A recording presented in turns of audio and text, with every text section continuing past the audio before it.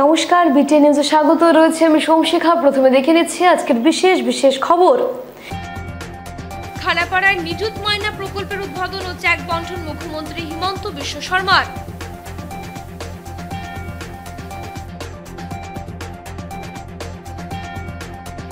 কাছাড় জেলার ৭,৮০০ জন ছাত্রী ও শিলচরে ২,৬০০ জন ছাত্রীদের মধ্যে নিযুত ময়না প্রকল্পের চেক বিতরণ। চতুর্থীতে উদ্বোধন শিলচর শঙ্করদিঘি আপনজন দুর্গাপূজা মণ্ডপের।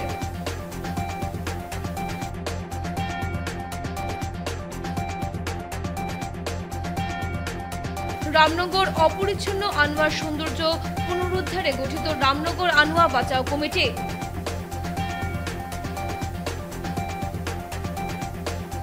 এবারে বিস্তারিত খবর।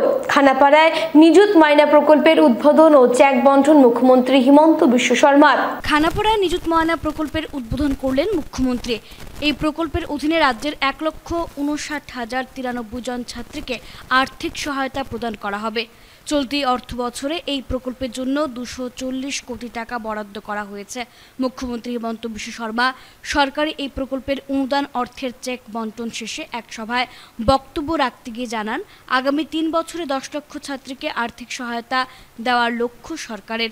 প্রকল্পের অধীনে সরকার স্নাতক ছাত্রীদের ১,৫০০ টাকা, স্নাতকোত্তর ছাত্রীদের ২,৫০০ টাকা এবং উচ্চ মাধ্যমিক ছাত্রীদের ১,০০০ টাকা দেবে।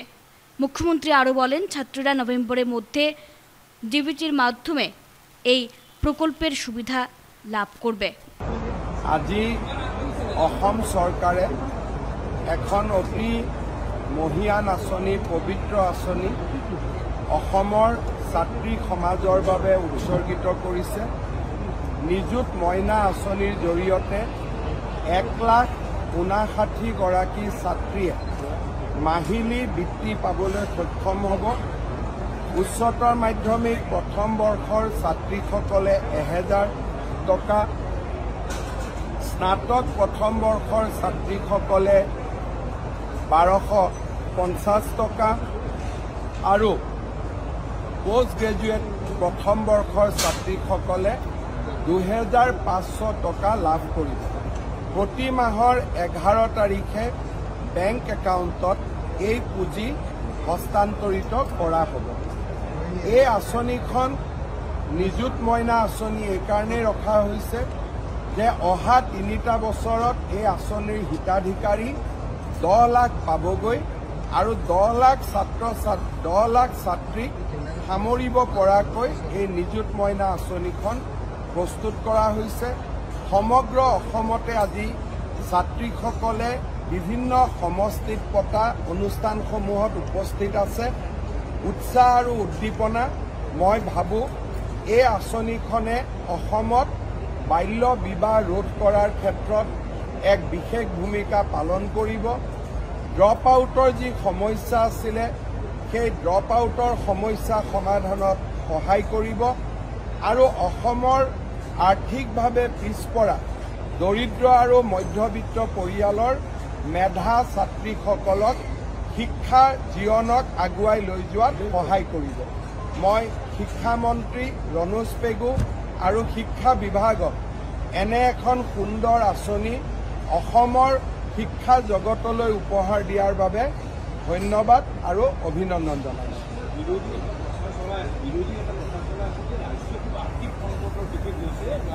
চব আৰ্থিক সংকটৰ মাজতো মানুহে অৰুণোদয় পাই আছে, ১ তাৰিখে দৰমহা পাই আছে, ফ্লাইঅভাৰ বনি আছে, মথাউৰি বনি আছে।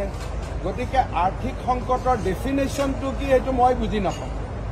গতিকে তেওঁলোকে মোক সূত্ৰটো বুজাই দিলে হ'ল যে আৰ্থিক সংকট মানে কি বুজায়। পূজা কমিটিয়েও অহাকালি পইচা পাব, বিহু কমিটিও পয়সা পায়। কাছাড় জেলার ৭,৮০০ জন ছাত্রী ও শিলচরের ২,৬০০ জন ছাত্রীদের মধ্যে নিযুত ময়না প্রকল্পের চেক বিতরণ। নিযুত ময়না প্রকল্প শুভ উদ্বোধন করেন আসামের মুখ্যমন্ত্রী।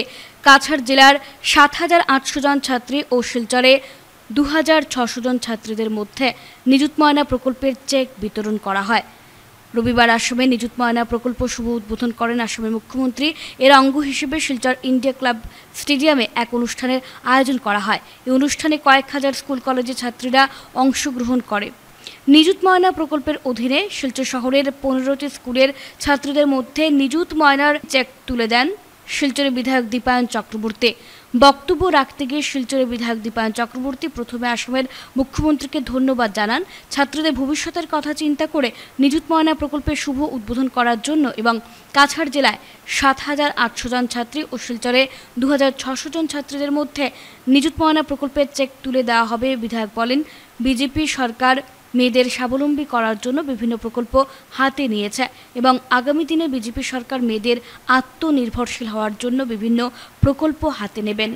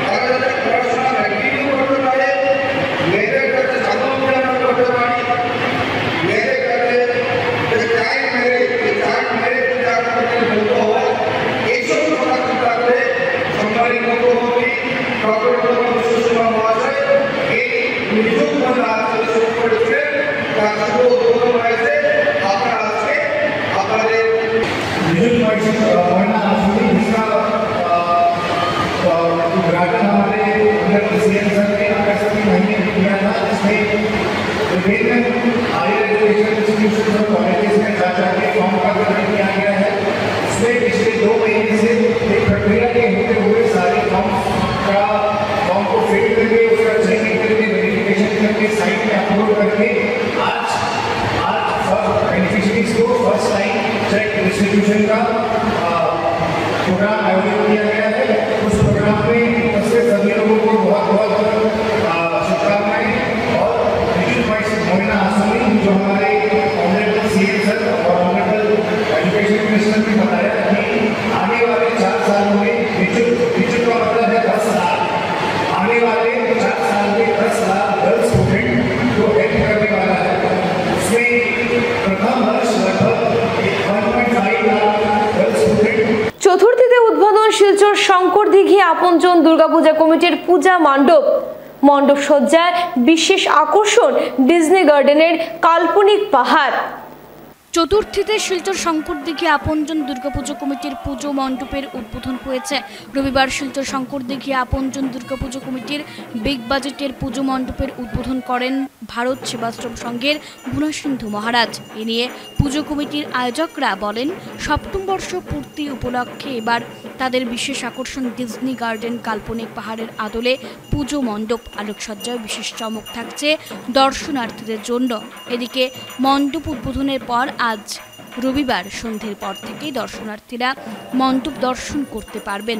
এবার দশমীতে সবাই যাতে প্রতিমা দেখতে পান সেই দিকে লক্ষ্য রেখে ট্রলিতে করে নিয়ে যাওয়া হবে দুর্গা প্রতিমা। ট্রলিতে নিয়ে যাওয়ার সময় দুর্গা প্রতিমার চতুর্দিকে ঘুরবে যাতে দর্শনার্থীরা দুর্গা প্রতিমাকে সব দিক থেকে দেখতে পান।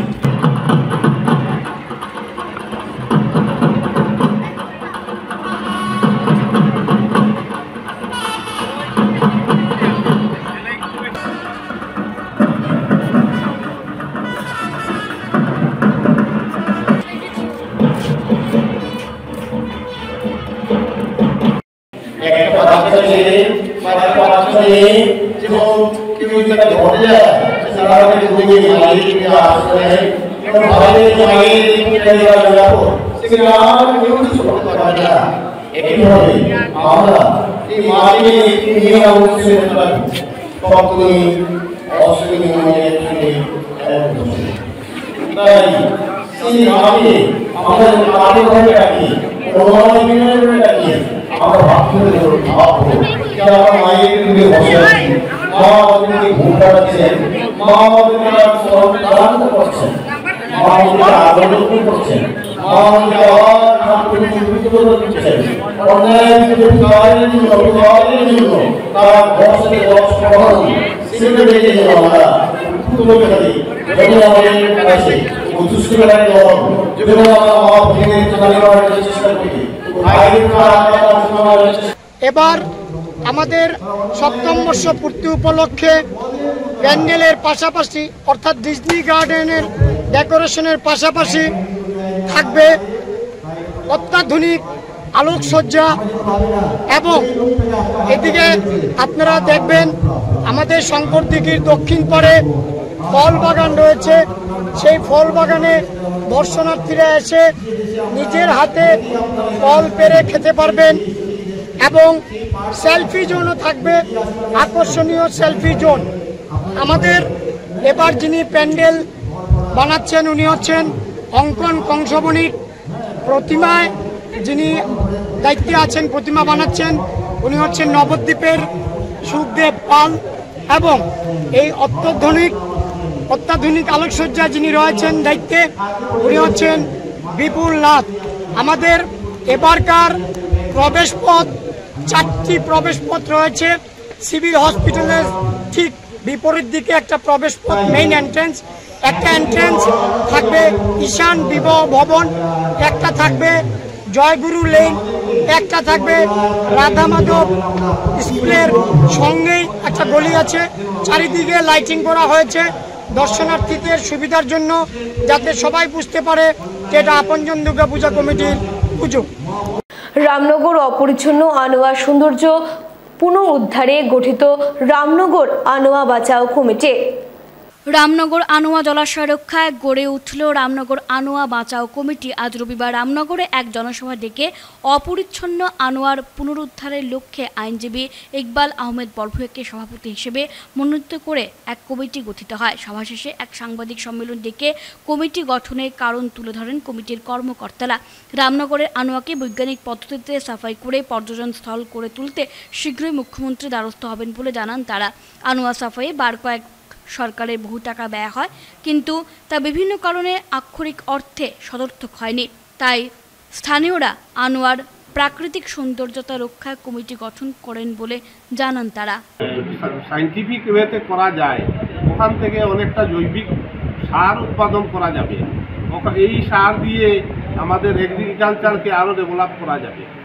ওখানে শুধু মৎস্য চাষের উপরে কেমিক্যাল ব্যবহার করে ওইসব না করে এইটাকে পর্যটনের দিকে উন্নত করে দুই পাশের যে রাস্তাঘাট আছে ওই রাস্তাঘাট সঠিকভাবে করো, সঙ্গে তৎসঙ্গে ড্রেনেজের ব্যবস্থা হোক, ওই আনোয়াটাকে একটা সঠিক আপনার ফেন্সিং দিয়ে যাতে আবর্জনা নিক্ষেপ থেকে বাঁচানো যায়, এইটা করার জন্য আমরা দাবি রাখবো সরকারের। আমরা আন্দোলন নয়, এইটা দাবি করব।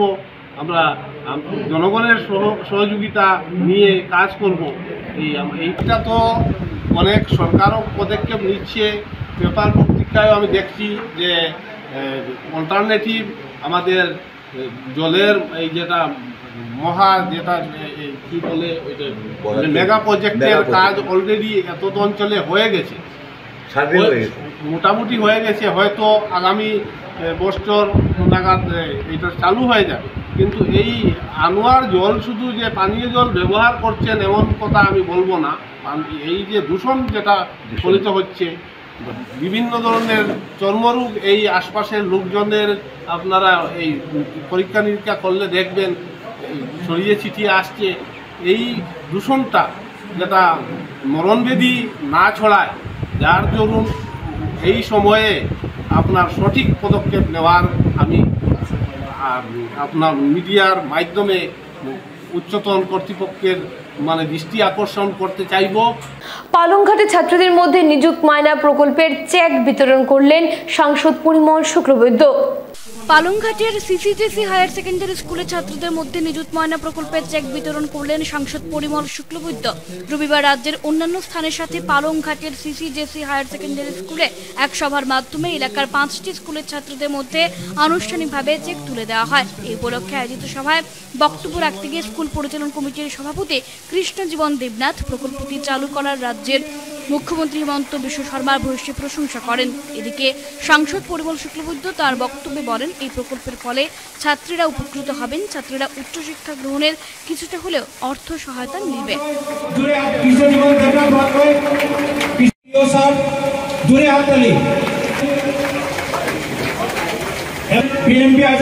প্রধান অধ্যক্ষ মহাশয় জুড়ে হাততালি।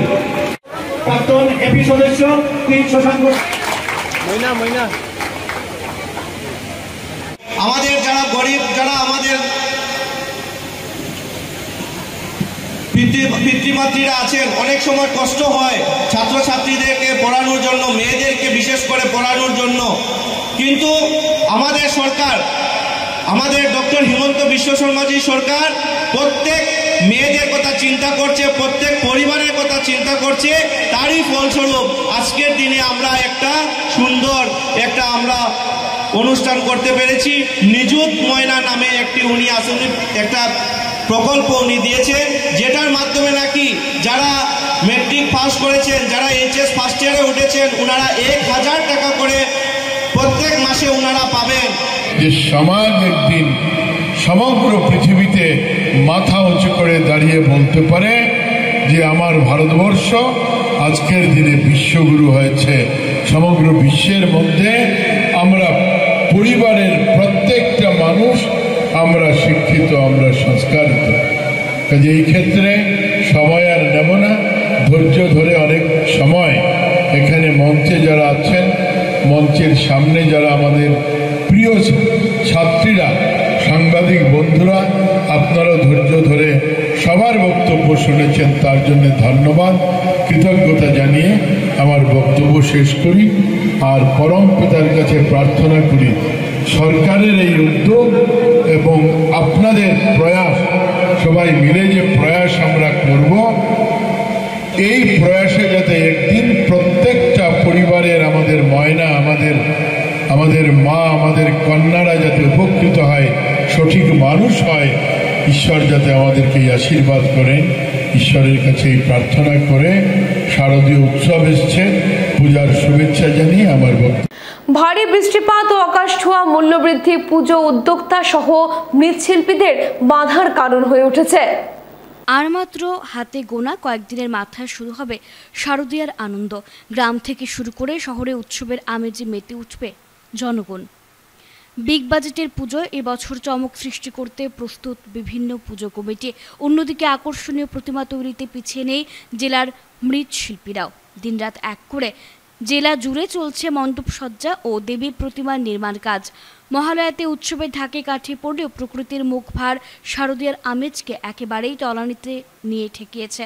অন্যদিকে আকাশ ছোঁয়া মূল্যবৃদ্ধি মৃৎশিল্পী ও পুজো উদ্যোক্তাদের কাছে যেন বিশাল চ্যালেঞ্জ হয়ে দাঁড়িয়েছে।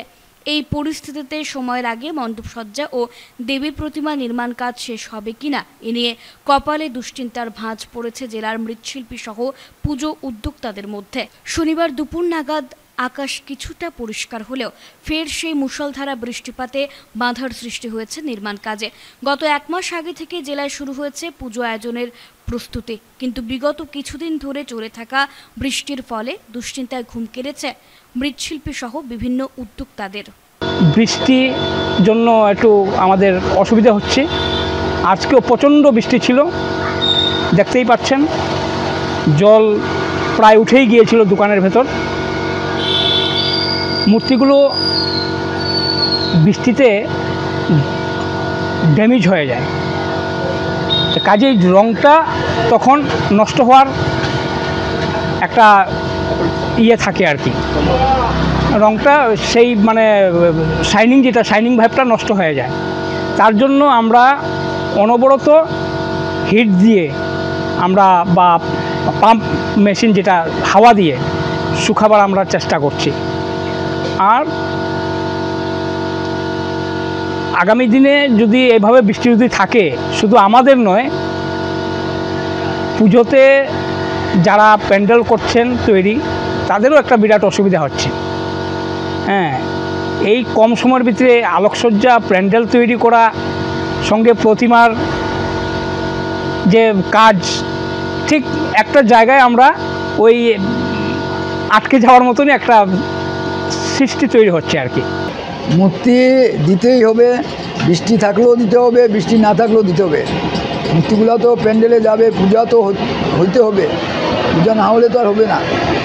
হ্যাঁ, বৃদ্ধি তো এখন জিনিসপত্রের দাম ডাবল হয়ে গেছে। হ্যাঁ, যেমন বাঁশ, তারপরে কাঠ, হ্যাঁ, তারপরে আপনার আসলো আপনার রং, কাপড় চোপড়, অলংকার, মোটক, এভরিথিং, ঠাকুরের যা যা লাগে অতিরিক্ত দাম। হ্যাঁ, এই বছর তো মানে রেটটা অনেক বাড়িয়ে গেছে। হ্যাঁ, বাড়ায় তো আমাদের কিনতেই হবে। হ্যাঁ, কিন্তু ঠাকুরের দাম তো আমাদের বাড়েনি। কারণ হলো আমরা অর্ডার নিচ্ছি, এখন যে অত দাম বাড়বে সেটাও তো আমরা জানি না।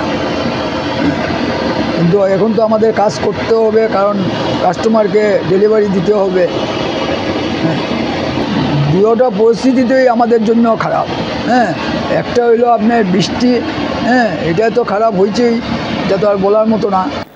পাথারকান্দি সমষ্টিতে মোট 431 জন ছাত্রদের হাতে আনুষ্ঠানিকভাবে চেক বন্টন।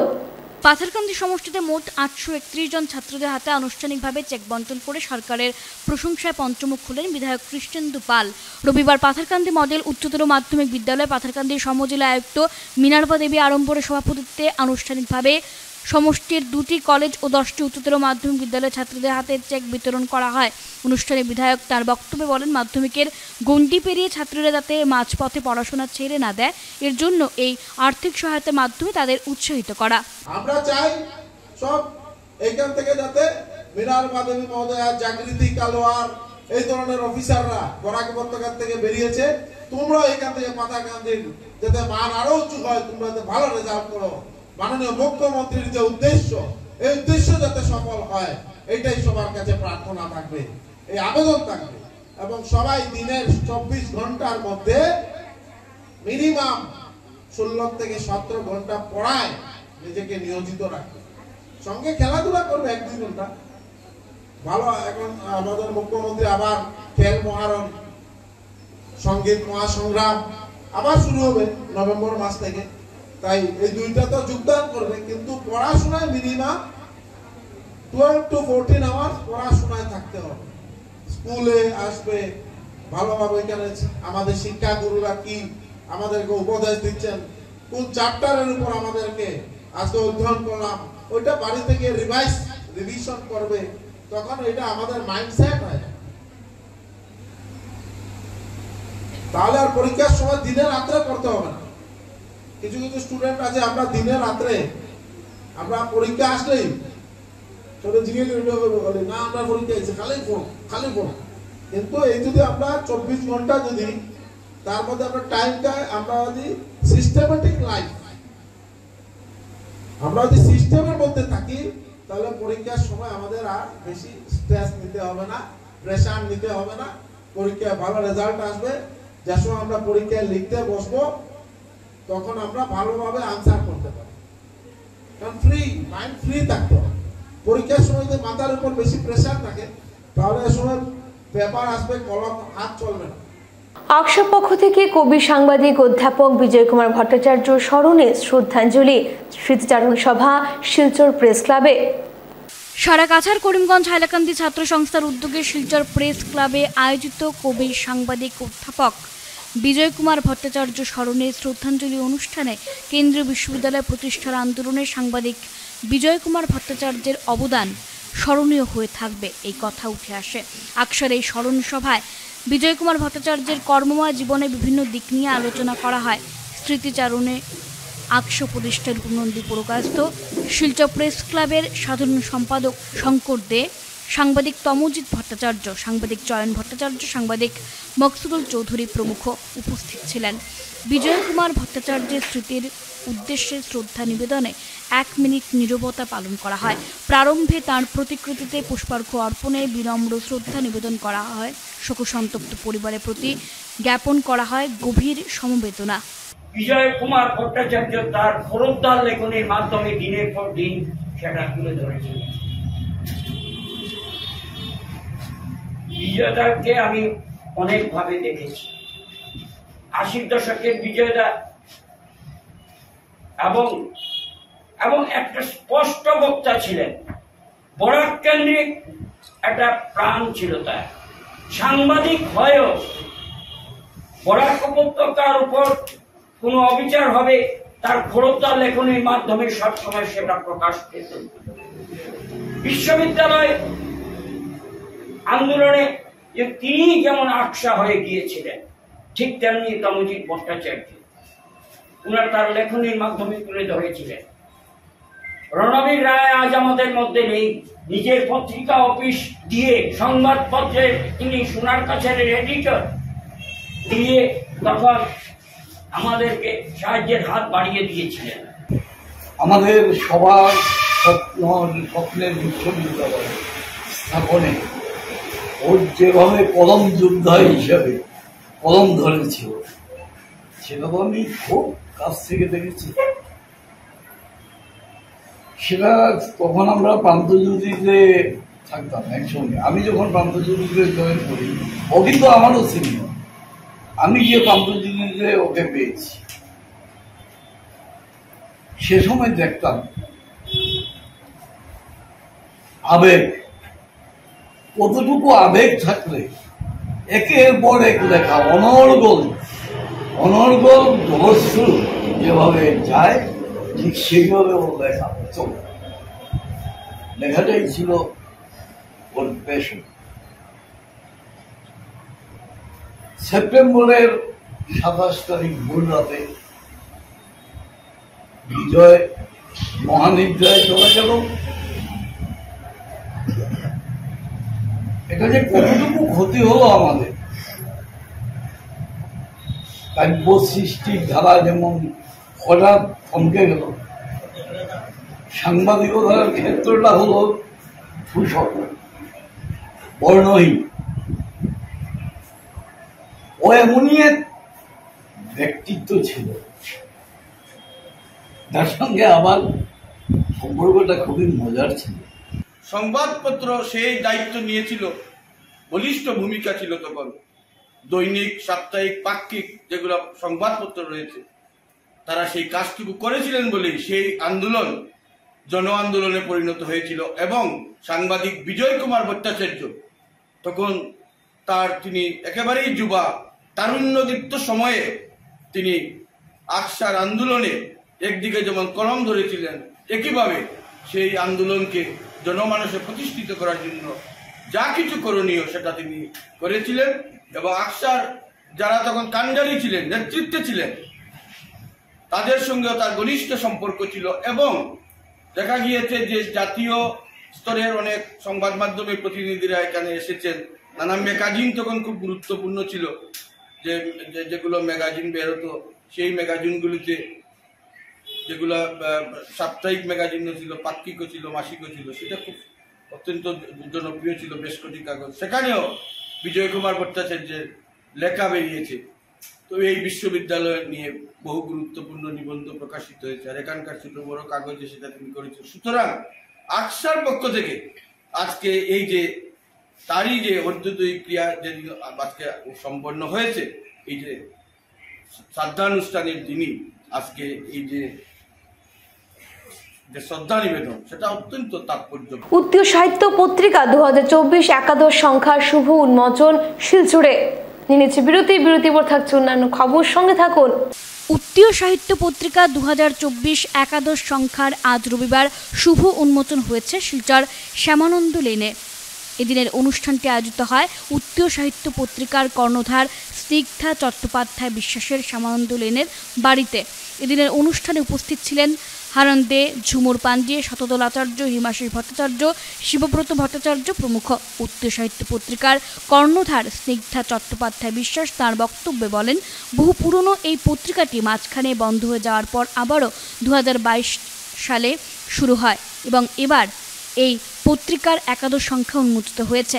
তিনি তার বক্তব্যে আরো বলেন, সাধারণত সাহিত্য পত্রিকা যা হয়, যেভাবে সাহিত্য পত্রিকাকে সাজানো হয়, সাহিত্যের বিভিন্ন দিকগুলোকে তুলে ধরা হয়, এই পত্রিকাতেও আমি সেইভাবেই তৈরি করেছি। সাহিত্যের বিভিন্ন দিকগুলো যে বিভিন্ন বিষয়গুলো যে আছে সেগুলোকে তুলে ধরার চেষ্টা করেছি। আর আরেকটি বিষয় হলো, আমি বিশেষভাবে খেয়াল রেখেছি যে এখানে নবীনরা যাতে স্থান পায়, নবীন লেখক লেখিকাদেরকে আমি স্থান করে দিয়েছি, ওরা যাতে লিখতে পারে। ভারত বাংলাদেশ সীমান্ত সংলগ্ন লাফাইশালের নোম্যান্স ল্যান্ডে মেগা স্বাস্থ্য পরীক্ষা শিবিরের আয়োজন করল Rotary club of Greenland Silchar. সীমান্ত জেলা করিমগঞ্জের সুতারকান্দি সংলগ্ন ভারত বাংলাদেশ সীমান্তের লাফাশাল গ্রামের পাশে থাকা নোম্যান্স ল্যান্ডে রবিবার বিনামূল্যে এক স্বাস্থ্য পরীক্ষা শিবিরের আয়োজন করল rotary club of Greenland Silchar. Sutarkandi BSF এর সহযোগিতায় আয়োজিত এদিনের শিবিরে নিউরো, মেডিসিন, ডেন্টাল ও চর্মরোগ বিশেষজ্ঞ সহ বিভিন্ন বিভাগের চিকিৎসকরা উপস্থিত থেকে রোগীদের চিকিৎসা করার পাশাপাশি 475 জনের হাতে বিনামূল্যে ঔষধ তুলে দেন। শারদীয় দুর্গোৎসবের প্রাক মুহূর্তে আন্তর্জাতিক সীমান্তের নোম্যান্স ল্যান্ডে মেগা স্বাস্থ্য পরীক্ষা শিবির অনুষ্ঠিত হওয়ায় স্থানীয়রা উপকৃত হবেন বলে আশা প্রকাশ করেছেন সংস্থার কর্মকর্তারা।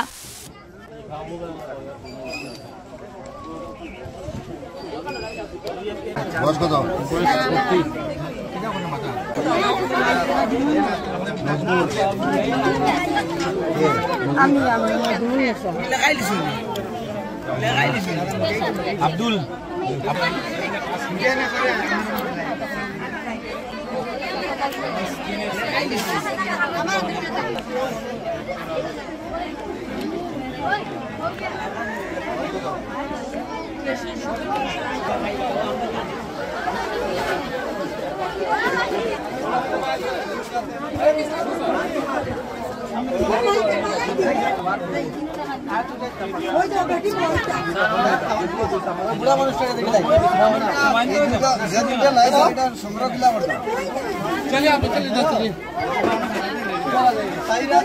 সুতারকান্দি ইন্ডিয়া বাংলাদেশ বর্ডারত এটা নোম্যান্স জোনত এটা হেলথ ক্যাম্প অর্গানাইজ করেছি with the help of BSF Sutarkandi, and I am very thankful to the commandant Sanjay Kumar ji for giving us this opportunity. আমাদেরকে যে অপরচুনিটিতে দেওয়া হয়েছে ওটার জন্য আমি খুবই ওনাকে ধন্যবাদ জানাই।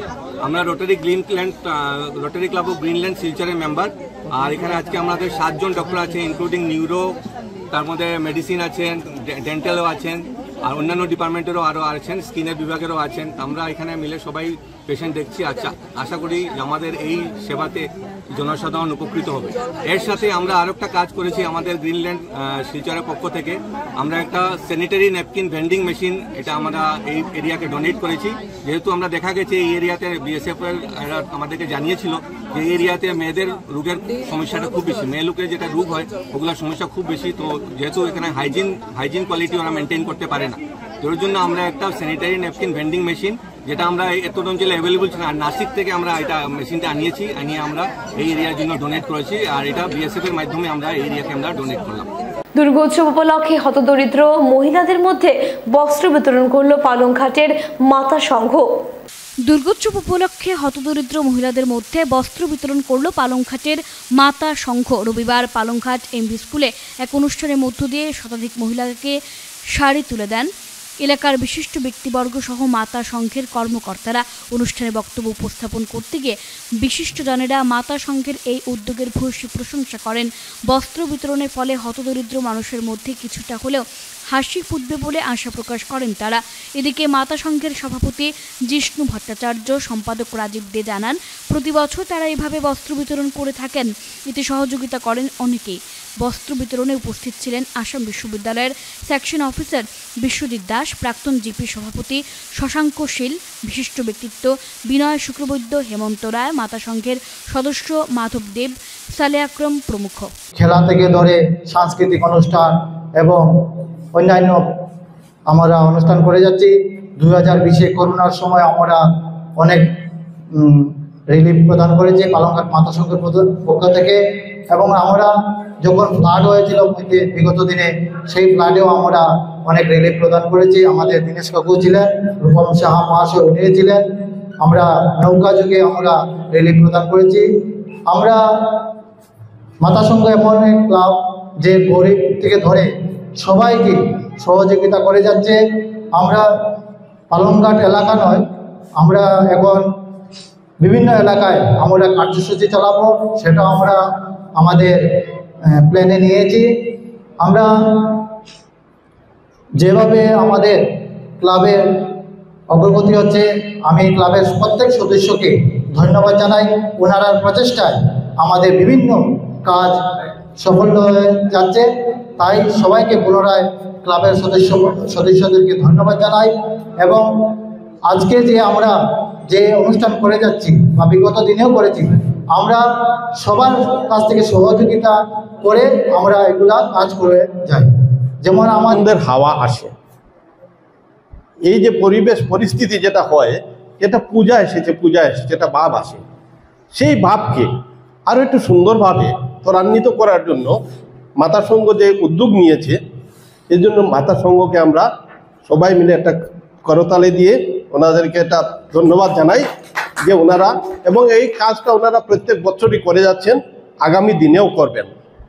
আমি আজকের দিনে বিশেষ বক্তব্য রাখবো না, আপনাদের সবাইকে আগামী দিনের দুর্গোৎসবের শুভেচ্ছা জানিয়ে নূর স্পোর্টিং ক্লাব আয়োজিত ফুটবল টুর্নামেন্ট চ্যাম্পিয়নের খেতাব অর্জন করল বরজুরাই ব্রাদার্স ক্লাব। ভাগাডহরের নূর স্পোর্টিং ক্লাব আয়োজিত নকআউট ফুটবল টুর্নামেন্টে চ্যাম্পিয়নের খেতাব অর্জন করল বরজুরাই ব্রাদার্স ক্লাব। রবিবার বিকেলে ভাগাডহরে মাঠে আয়োজিত টান উত্তেজনাপূর্ণ ম্যাচে 3-1 গোলের ব্যবধানে তারা হারায় কাছাড় স্পোর্টিং ক্লাবকে। এদিন ফাইনাল ম্যাচে দুটি দলের খেলোয়াড়দের সাথে পরিচিত হন প্রধান অতিথি তথা অবসরপ্রাপ্ত ডিএফও মুজিবুর রহমান চৌধুরী সহ জসিম লস্কর, নুরুল ইসলাম বরভূইয়া, নজবুল ইসলাম লস্কর, নজির উদ্দিন মজুমদার, জমরুল ইসলাম মজুমদার, জারুক মজুমদার, রাজু বরভূইয়া, সোহেল আহমেদ লস্কর প্রমুখ। পুরস্কার বিতরণী সভায় বক্তব্য রাখতে গিয়ে প্রধান অতিথি মুজিবুর রহমান চৌধুরী খেলাধুলার উপর আলোকপাত করে বক্তব্য উপস্থাপন করেন।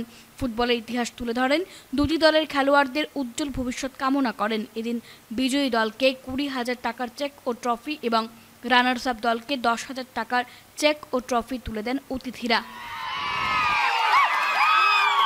কাছাড় স্পোর্টিং ক্লাব বনাম বরজুরাই B11 এই উত্তেজনাপূর্ণ ম্যাচ যেরকম খেলার যেরকম দুই দলেই যেরকম প্রদর্শন করিয়াছেন সেটা প্রশংসার যোগ্য, এবং টিম স্পিরিট নিয়ে ফুটবল খেলা তো একজনের খেলা নয়, 11 জনের সবাই কন্ট্রিবিউশন আছে, সবাই এখানে কন্ট্রিবিউশন থাকতে লাগে। ওনারা যেরকম মাঠের প্রতিকূলতার সত্ত্বেও মাঠ কাদামুক্ত হওয়ায় ওনারা যে স্পিরিট নিয়ে খেলতে পারছিলেন না, তবুও যেরকম খেলা প্রদর্শন করেছে প্রশংসার যোগ্য। আমি যে দল আজকের খেলায় জিতিয়েছেন, উইনার যে দল, ওনাদেরকে শুভেচ্ছা জানাই। আর যে টিম রানার্স আপ হিসাবে কাছাড় স্পোর্টিং ক্লাব, ওনাদেরকেও সমানভাবে আমি ওনাদেরকেও শুভেচ্ছা জানাই।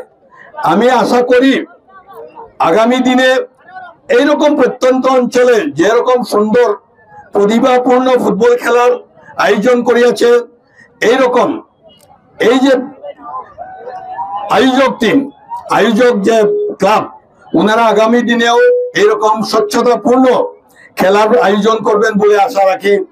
এবং এই যে খেলা শুধু খেলা নয়, এটা পৃথিবীর সবচেয়ে পপুলার খেলা, সবচেয়ে ভালো পাওয়া লোকজনদের প্রতি, লোকজনের কাছে খুব আলোড়নপূর্ণ খেলা। শেষ করার আগে বিশেষ খবর আরো একবার। খানাপাড়ায় নিযুত ময়না প্রকল্পের উদ্বোধন ও চেক বন্টন মুখ্যমন্ত্রী হিমন্ত বিশ্ব শর্মার।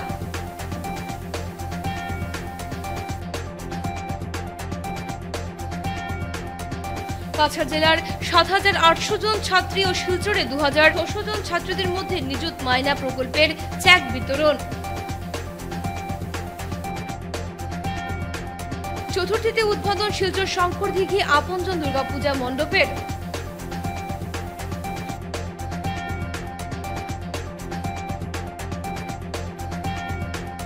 রামনগর অপরিচ্ছন্ন আনোয়ার সৌন্দর্য পুনরুদ্ধারে গঠিত রামনগর আনোয়া বাঁচাও কমিটি।